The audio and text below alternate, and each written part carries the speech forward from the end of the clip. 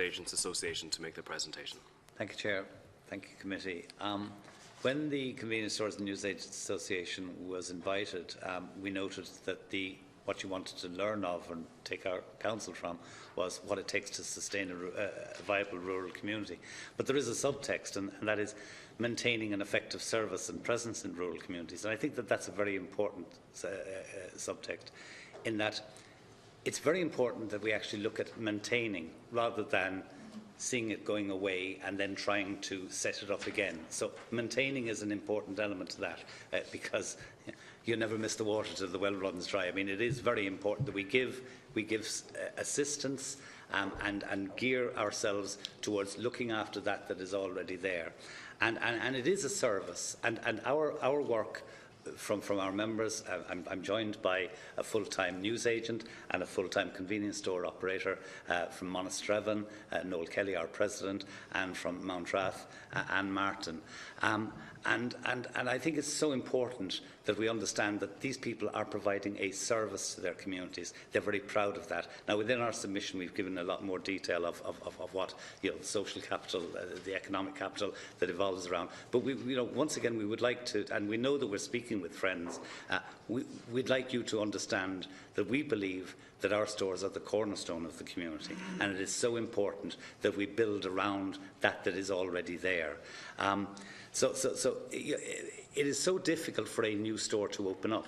There are, there are very considerable difficulties. There are guarantees, there are bonds, there are hostile lenders, there are planning difficulties, there may be difficulties in obtaining a suitable premises. So they're all difficulties that a newcomer, and we will welcome newcomers, of course we will, but it is better that we look after those that are there, as far as I would be concerned anyway. Relating to the association, we have 1,500 stores in membership, and we give information to our members, we assist them on a macro level and on a micro level, we represent them, we ensure that they are connected with each other, we encourage them. We are very, very much to the fore in terms of unashamedly promoting Irish products, to the point that each year we identify a particular product that our stores can sell, and over a number of years we have identified both confectionery and local confectioners. On a national basis, we would have give access to their products without any there's no such things as fees or charges or anything like that, but it is as a leg up to small indigenous businesses. And we mentioned within our presentation also that quite frequently our stores are the ones that the person who is the local entrepreneur may have a business thought, may like to think, would this sell? We will give the access to the point initially. If it works, many of our members are, in fact the majority of our members are affiliated to symbol groups, and they would show this to their buyers, show them the sales for it, and it becomes the launch pad for brands that are now very, very familiar, and they've moved on to bigger and better things. But we're very proud of the fact that we can actually act in that fashion. And that all happens from the small store taking an understanding, an empathy, an interest in their neighbours and the like. So we have asked for a number of things from you to consider, and we know that this report, you want to do it as quickly as possible, but to take cognizance of a number of things specific to us and specific to what we've been asked to look at, and that is the viability of a rural community. I mean, it is unfortunate, and mention was made of an earthquake last night. Another natural event is unfortunately the flooding that occurs, and many of our members were affected by the flooding in the last number of years, and I have no doubt whatsoever that they will be affected again over the next few years. We would feel that it is grossly unfair for our tax money, 500 million so far from the Office to the Office of Public Works, that has been spent in flood relief works, if an insurance company will refuse to give insurance to a business following the OPW's work. I think that is disgraceful, and I think that most certainly this committee should be making representations to ensure that it is seen as being one of the terms of contract of this, that insurance will be granted. Relating to the greater level of insurance, insurance is a massive problem to us. You can't have a viable business. You can't have a business at all nowadays with litigation the way it is if you don't have insurance. Insurance is going through the roof once again, and I think it's very important that you make observations on that. We've asked you specifically, you're all aware, and you get representations and you see it yourself, the difficulties that we have within rural Ireland of crime, and there are gangs involved in crime, and we've noted 5 different styles of them. One of the things, and it's just one of those things that is most frustrating, we as an association would have no difficulty with involving ourselves in assisting our members and others in making people aware of the presence of gangs in an area, in a neighbourhood watch style of thing. And we find it very, very upsetting that the Data Protection Commissioner is refusing to allow the images of people who are known to be, and in many cases actually convicted of having taken part in various offences, for us not to have the ability to provide that information to our members. I mean, we are in many cases many half an hours from Gardaí, and this is a preventative measure, and I think that it should be something. We've also asked you to consider that this committee should request from the Department of the Taoiseach and from the Department of Jobs that in relation to Brexit and cross-border shopping, that there most certainly should be a counterweight argument to people, not so much controlling them or stopping them from going across the border, but really showing on the debit side the cost to people, both societally and in real cost of actually travelling across the border, because this is becoming quite, once again, unfortunately, media doesn't lose on ink, it doesn't refuse ink. It's becoming an issue once again, and we believe that people should be made aware of the difficulties that follow from cross-border shopping. I think that it is really important, and we've mentioned again within the submission, there is to be a rural charter. There is a promise that there will be a health check for legislation as it affects rural. I think that it should be further defined that health check should actually also ensure that there is a health check for small and medium enterprises, how they are affected by legislation, because unfortunately there are too many pieces of legislation have come out of this House which work on the basis of a one-size-fits-all category, and we've been caught as small retailers. We've been caught with significant compliance costs, with significant unforeseen consequences from legislation we're not Hewlett-Packard, yet we have the same obligations to maintain certain parts of legislation. Surely there must be a way that these things can be modified or allowed for small businesses. I think that it is most important that that retail and representative bodies are allowed the right to negotiate. I think that it is perfectly obvious why the competition law came into place. We have no difficulty. We live and breathe by competition. But I think that the tables have turned far too far, where we are precluded from negotiating in any fashion whatsoever. And I think that if we look at our Australian counterparts, our retailers in Australia, they have the protection that they are allowed to negotiate. And even this week, there is a new piece of legislation that's come into Australia which allows for unfair contracts to be extended into protection from unfair contracts to be extended for small businesses. I think that these are the important things. And finally, then, relating to, in terms of what we would like the committee to do, I mean, there's certainly a number of matters that are pertinent today. One of them is the forthcoming public health alcohol bill. I think that it is very important that you see that there is an enormous distinction between ourselves, I won't say struggling retailers, but small retailers, part and parcel of the community, the cornerstone of the community, who know our customers. There's a big distinction between those people and those who take their direction from Germany or the UK or otherwise and are basically they're known as the multiples, and they're the ones who have caused the difficulties in terms of the selling. And as far as we're concerned, go after them by all means. Use a threshold by way of the overall turnover that they do, or by way of the size, but don't come after the small guy, because we're not the problem.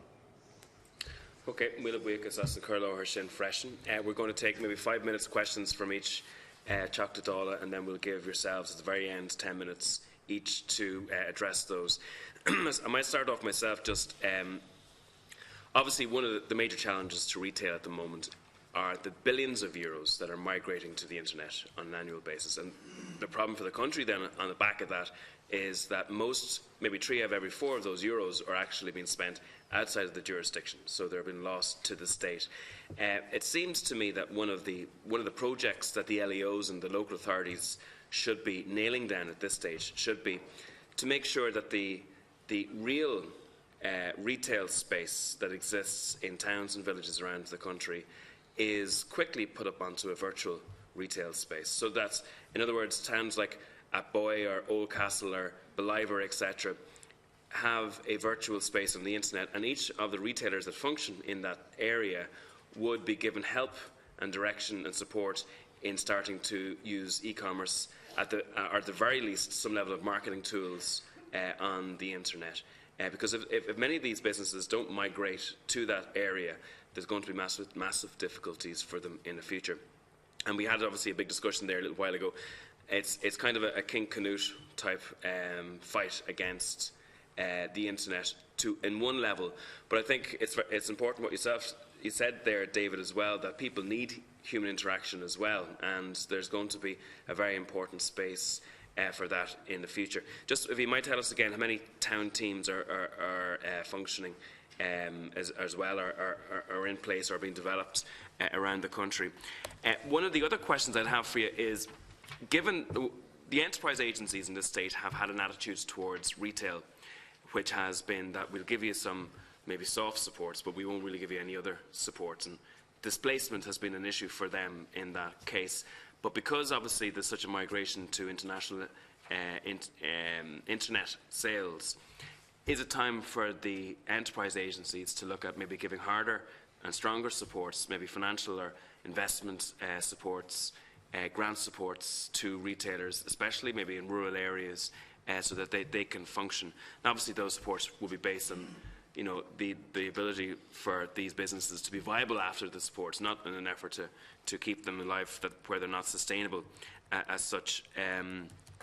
Just a question for yourself, Vincent, on the ability. Has there been any change with regards retail organisations such as yourself to negotiate with suppliers in a collective fashion which defends your rights, or is it still the case that local retailers are forced to deal individually with very large suppliers and therefore have very little negotiation power in that? You mentioned that there's 1,500 members. What kind of employee levels would be in those members? So how big is your specific sector on that?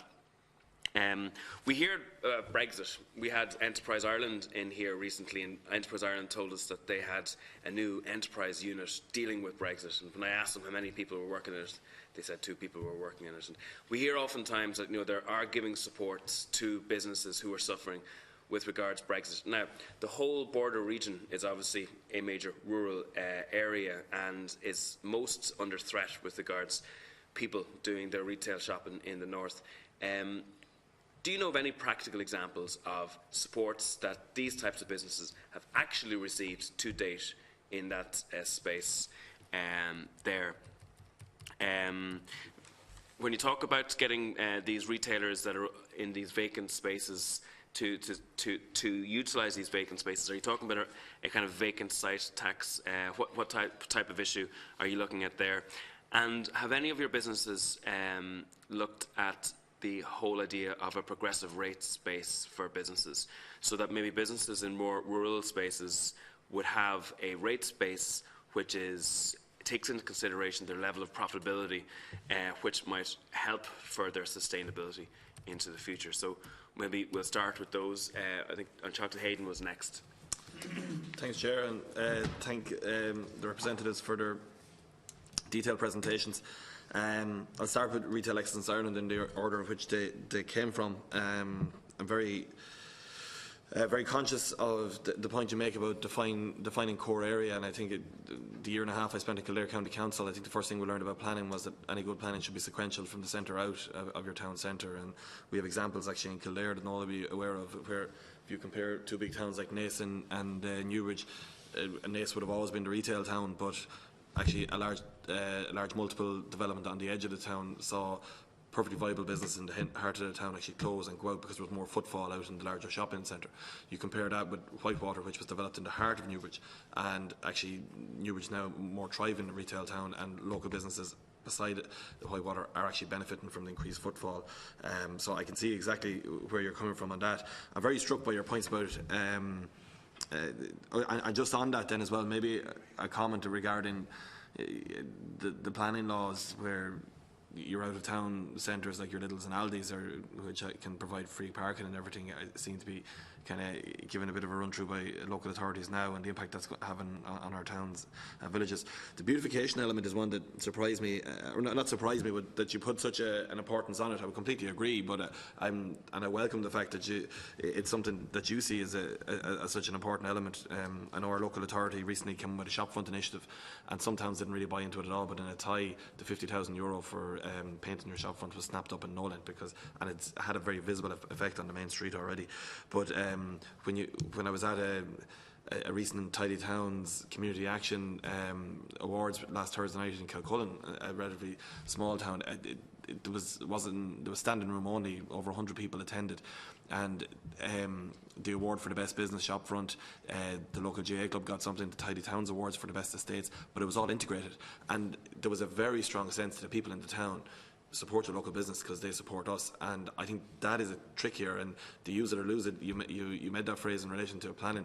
I think no more than the points we were making to One Post and the Postmasters Union and the credit union and everything earlier, we have to continually drive a message to our citizens that if you don't use your local post offices and your local shops and your local convenience stores and newsagents, then you will lose that, and online shopping is a very big challenge there. Just, you might touch a little bit more, you mentioned about kind of getting expertise in and learning from the UK. My understanding would be a lot of towns and regional towns in the UK were decimated and their town centres died completely. So would you say we're trying to avoid the mistakes of the UK, or is there examples of towns that have got it right over there, and lessons that can be learned from a planning perspective? And you make the point about the local authority skills being poor. I wouldn't disagree with that, but I would like to say I don't think we can bypass the local authorities. I think we should. I'd be interested in any views you would have of how we improve it, and work with that, because they're an integral part and they're all over the country, and it's absolutely key. On to the second presentation, Vincent and Noel. I know well. You're very welcome. I take 2 points out of the presentation that we received earlier. On insurance, Minister for State and Department of Finance, Owen Murphy, is undertaking a review at present of the motor insurance industry, and that is feeding in. There's been a public consultation process on that, and that's feeding into Minister Noonan. But in discussions with him recently, he's outlined to me this is our starting point, and I know insurance for your members is an absolute key issue, as it is for all business, and we would hope that work. I think the lessons that will be learned from the motor insurance problems will feed into the exact same problems we have in the insurance sector across all areas, and the rows that there are between whether it's the legal profession to blame, the insurance companies to blame with settling too early. These are all the same problems that cross over, and I would look forward to having a process early in the new year where your members can feed into a review similar to that as well. And also I take on board your points regarding the Data Protection Commissioner. Shoplifting is cruel. The local convenience store constituents of mine have contacted me about the frustration and the absolute really significant losses on a weekly basis and daily basis to shoplifting is huge. So the data protection element, I would suggest, Chair, that's maybe something we as a committee should maybe write to the Data Commissioner on and highlight as a specific recommendation that's been put to us here today, to say, is there more that can be done to enable you with the investments you make in CCTV and the rest of that there. Can I just touch then as well on the alcohol bill and the whole area of structural separation? I've been contacted by a huge amount of the vast majority of the shop owners in my constituency, and I have sympathy for the concerns they've raised. But I would just say I'm struck. I think there has been a very good campaign mounted by some of the larger multiples, and they've used maybe some of the smaller shops to make that argument. And the people that contacted me are very solid people whose judgment I really respect and who are very concerned about this. But I did find some of the arguments they were making to me actually wouldn't really necessarily affect their stores because they're on the smaller scale. So, okay, you'll have your shuttering or curtain or something in some element, but not their stores wouldn't be big enough necessarily to talk about having a whole separate room. Now, I can understand the challenge there is for that from the shoplifting perspective, from the extra staff perspective, how that would be a difficulty. But for your stores, you might just outline exactly how you would see the structural separation impacting on you, and what proportion of your trade is alcohol sales? How much of a significant proportion of it is that? And you might just outline that to me as well. Thanks, Chair.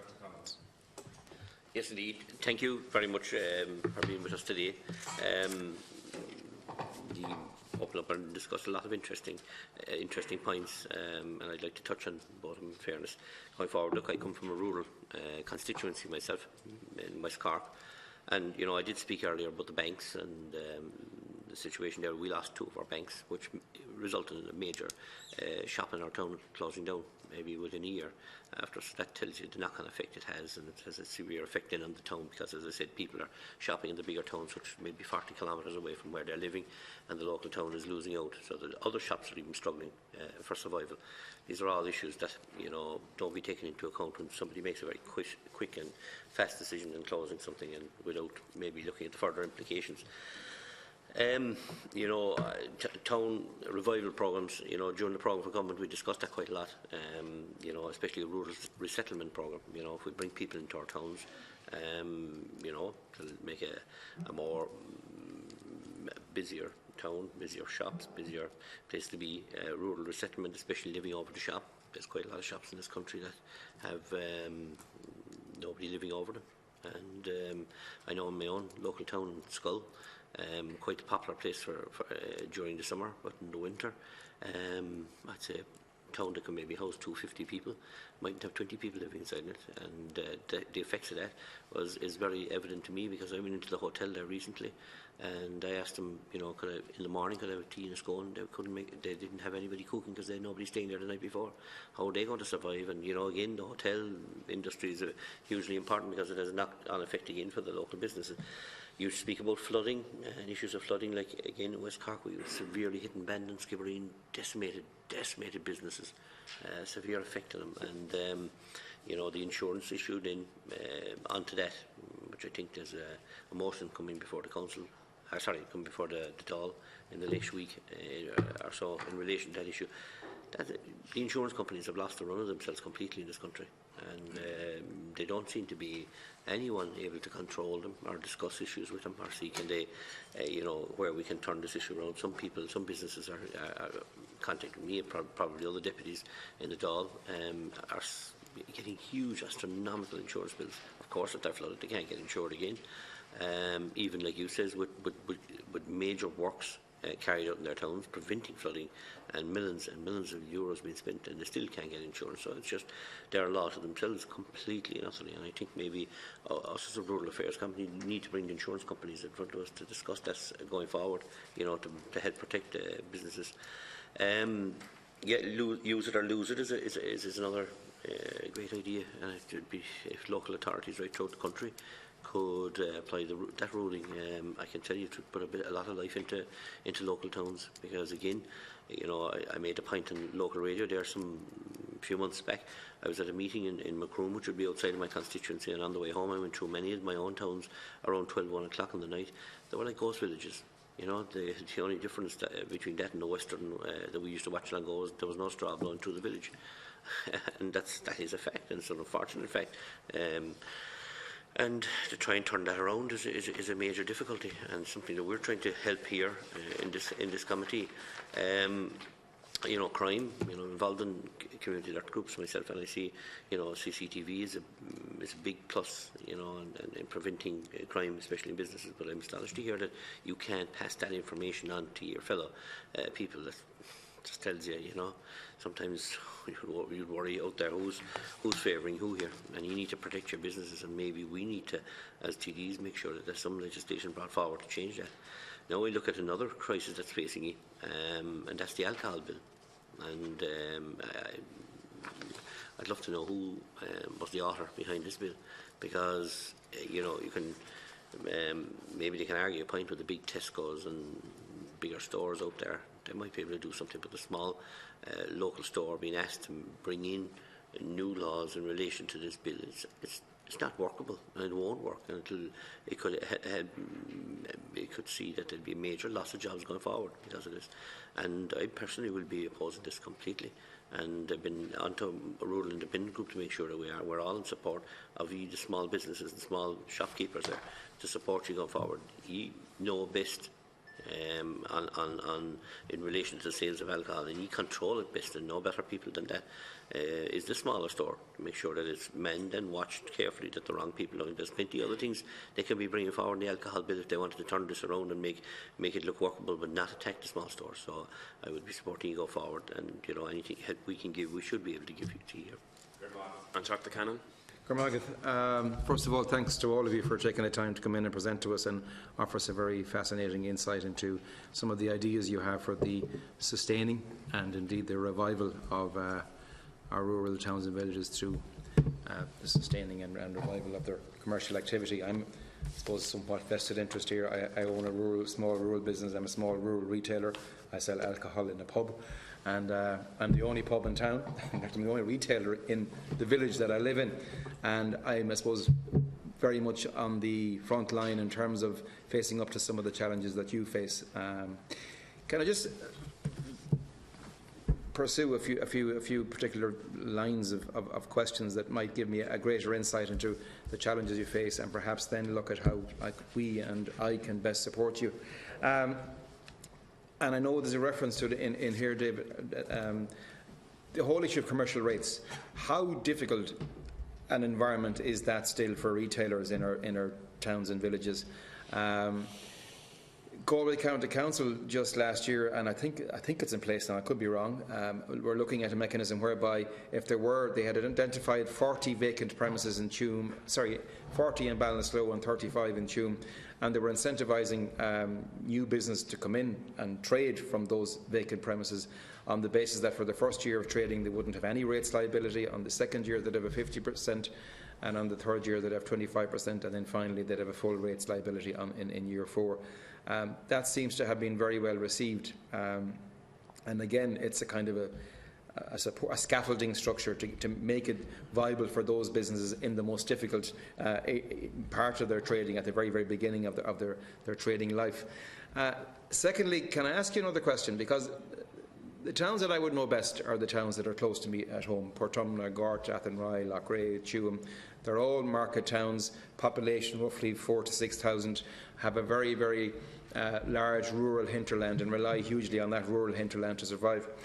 And one or two of the more, I would argue, visionary council engineers have suggested to many retailers within those towns that they should seriously consider a pedestrianisation option, full pedestrianisation, a la Grafton Street or Henry Street or whatever, and create a necklace of car parking, good, high-quality car parking facilities on the peripheries of, not the town, but on the periphery of the town core, okay?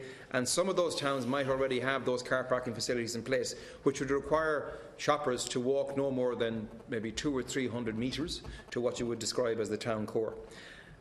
And when you speak about the beautification and making our town centres more attractive, it's my opinion, and maybe I'm completely wrong here, that for the shopper and for the person who wants to have a pleasant experience of visiting their local town and want to have that experience in the town core, because if they go to Dundrum, as it was mentioned by others, they're inside in an enclosed building.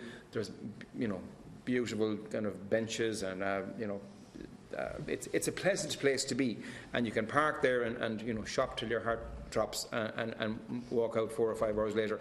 If you could somehow try and replicate that ambience, that environment in our town centres, I'm not saying put roofs on them, even though one engineer suggested that for a street in Tuam a number of years ago, but to make them simply more pleasant places to be, so that you and your children can walk freely back and over across the streets, from the butcher to the newsagent to the drapery, and do all that knowing you're in a perfectly safe environment. The fear of retailers, and I've spoken to many of them about this, is that because they simply feel that people won't make that 200 or 300 metre journey from their car to the town core, that if the cars aren't driving right by their premises, it somehow disadvantages them in terms of access. I'm not so sure that's the case, and I'm wondering, have either of your organisations looked at that as a policy that somehow could be, well, first of all, do you agree it might be something we should pursue? And secondly, if we were, is there some way the states could support that particular endeavour? I mean, if you go to towns in France and Spain and Italy on a Saturday afternoon, they are in the main pedestrianised, not because it's somehow formally they're pedestrianised, but they seem to be self-pedestrianised, if you want to call it, in that they have, they have markets, they have. There seems to be a vibrant community kind of life in the town centres because in the main there are no cars there, and the cars seem to park on the periphery of these smaller towns. I'm just wondering, is that something you've looked at, and what would be your opinion on it? Secondly, and Padder spoke very well about the whole issue of digital and both the challenge and the opportunity that it presents for retailers. I have a 20-year-old son. I can't remember the last time he bought a stitch of clothing in any shop within 20 miles of us. Okay, he was looking for a pair of hurling boots earlier on in the beginning of the hurling season. Dad, can I buy a pair of hurling boots? Of course he can. And he bought them sitting on the sofa at home, and they arrived in our letterbox next morning from Newry. Okay, there's a shop that sells hurling boots 4 miles away. He had no interest whatsoever in getting into a car and driving to that shop and spending the time in the town centre. For him, it was all about the choice and the convenience of being able to buy whatever boots he wants from the comfort of the sofa sitting in front of the television. And he's shopping and watching television at the same time. And that's a phenomenon we have to somehow engage with and use it to our advantage. Now, Padder's idea, and he's right, and a gentleman from a rural town about 6 months ago came to me with what was a very rudimentary town commercial website, kind of a Shopify for towns, so that there would be an overall, say, Loughrea or Athenry or Tuam or Portumna place you would go to, even an app on your phone, and then you could subdivide down into the different categories, food, drapery, whatever it might be, and that each retailer in the town could plug into that and place their own shop front, if you want to call it, on that particular, because I don't think individual retailers have the time at the moment, or indeed the expertise, or indeed the resources to start setting up individual, like McElhenny's have done. They're pretty rare, and I applaud them for what they're doing. And there are others like Calvy's. There's a little butcher's up in Achill, in a tiny little village on the coast of Ireland, who is selling wonderful lamb all over the world from the back of his shop because he's developed this brand, and it's extraordinary, and perhaps it's an example to others. But is that an idea we could develop? A kind of a town website, a town market, an online town marketplace that individual retailers could plug into and begin to access my son, because my son has no interest in them whatsoever at the moment. He's now 20, not long more he'll be 30, and all of a sudden his activity will become the norm nationally, and that's a challenge we really have to face. Finally, and some of my other colleagues have spoken about it, is the alcohol bill. I think Martin asked the question already, what impact do you feel the obligation, if it arises, for you to completely remove from public eyes, public display, alcohol within your premises, how much of an impact negatively will this have on your business, do you reckon? How much of your current turnover is reliant solely on alcohol, and how much of your remaining turnover is driven by the footfall generated by people wanting to buy maybe a bottle of wine on a Friday evening, or whatever, a couple of cans of cider on a Saturday evening, I don't know. But whatever that might be, how impactful do you reckon it's going to be on your business if we oblige every retailer, from the most massive multinationals down to the tiniest corner shop, to completely remove alcohol from public display? How impactful is that going to be on your business? I'd be just interested in your views on that. So, thank you. Good, Margaret. We might go to Retail Excellence Ireland first. Great. Thanks for those questions. Chairman, to commence with your own. Our digital stats are pretty depressing. 70% of everything that's bought online in Ireland is coming in from international jurisdictions, just like your son, Deputy Cannon. I'll say it again, we'll do 12 billion in online sales. Irish consumers this year will buy 12 billion euro worth of goods online, but 560 billion will be bought across Europe. There has to be an opportunity there. So McElhenny's may be a one-off, but I'm sure we can find 20 of them. And McElhetty's today are probably the best thing in Ballybofey town in terms of 190 jobs. So I would say it again, we are prohibited from Enterprise Ireland support. McElhetty's applied and were told, you're a retailer, go away. A government minister involved in jobs suggested he would go up and open the premises. He was told to go away. I think it's appalling that a small Indigenous Irish retail business in rural Ireland, and this is the Rural Affairs Committee, is not supported. And yet, an international company who can put a brass plaque on the IFNC and employ one person gets ridiculous levels of support. Something has to be done. In terms of virtual towns, it might be a good idea. I will say this, online is not for everyone. Some of my members will tell you that the only people that make money online are Google and the consultants. So what we don't want to do is lose lots of people lots of money. How many town teams exist? That's a very difficult question. There are 3 business improvement districts in Ireland which are legal structures to manage towns. How many town teams exist? I don't know. I'm involved in 3 in Clare. I'm in Wexford tonight with their town team. I'd suggest about 50, 60. The difficulty with town teams and volunteerism generally, and Robert's Deputy Troy will tell you, following his efforts in Mullingar, merited efforts, is volunteerism only lasts for so long. And you might have a huge meeting of stakeholders and a town plan and we all go, yeah, great. But it runs out of passion and energy after time. So there is a necessity probably for local authority support, and why we did well in Limerick with 40 new stores and all that kind of stuff was that Con Murray, the county CEO, appointed a town coordinator, a young guy who ran around the city and told everyone what was going on and got everybody behind the plan. In terms of Brexit, Chairman, yeah, this is a serious issue. We were promised a Brexit-proof budget. From a retail perspective, we didn't see that. We have to be careful in terms of how we comment because we don't want to accelerate the problem, but there is significant activity going up north. There's our online retailers, .co.uk retailers today reporting a 500%, 600%, 700% increase in demand. We are facing a crisis.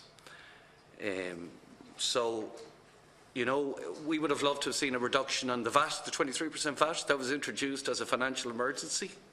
And it's now time for another financial emergency to reduce it back. We are price non-competitive, and there's little we can do as retailers. And we'd also like to see a revision on the employer's PRSI for low-paid workers going from 8.5% to 4.25%, because those jobs are vulnerable. You mentioned our final question was the vacant site tax.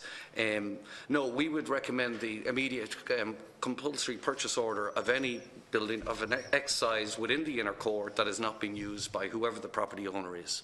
It's CPO'd at discount by the local authority and put to good use, split into smaller units, or we go off and we get pennies to open up, or whoever it is, the brand of the day. But having these vacant and derelict sites in the middle of towns is not good enough. Deputy Hayden, briefly, so Kildare, yeah, so there was a lot of bad planning decisions made over time. One in Nace was extremely bad, an out-of-town big box retailer who invests less than 5% of their turnover in staff, where the guys down the town invest over 15% of their turnover in staff. And the minister of the day that cut the ribbon on that premises, I dispelled, because I knew, and as did people in the town, that there was a net jobs loss to the town that day. So absolutely we need to apply the sequential test, which means telling that brand and others that you have to go into the town, you have to split up your offer. You can put your food into a smaller box, or your alcohol into a smaller box, or your fashion, but the sequential test applies because it's hard to compete with out-of-town free parking and all that kind of stuff. Beautification, I suppose one thing, if I may say, the biggest property developer in the world said at a conference recently in New York that all his money and that of his peers is going into urban renewal. And I sat up and said, geez, this is great. But he said he's building a place, a civic place that's beautiful, that has seating and waterfalls, and it's architecturally beautiful. And around that you build a commercial offer, and the people will come. And this isn't just about commerce, it's about having a place that people can gather and dwell and communicate. The future of retail, I say, is H to H, human to human, that you can talk to people. So in the context of pedestrianisation, Deputy Cannon, and some of the stuff the Chairman raised, I think that's the future. it's rethinking towns, having a centre of the town that's beautiful, that people can congregate, breathe, and around that you build a commercial offer, and around that you build your car parking. But we do need to rethink towns commercially, because the future, as you know, is kids going online, and so potentially towns will become places where evening economies are way more important in terms of hospitality and all that kind of stuff, a bit like continental Europe. Continental Europe also, by the way, have huge protections for SME retailers. So in France, you cannot, the local Carrefour cannot sell tobacco, cannot sell bread, cannot sell lots of things.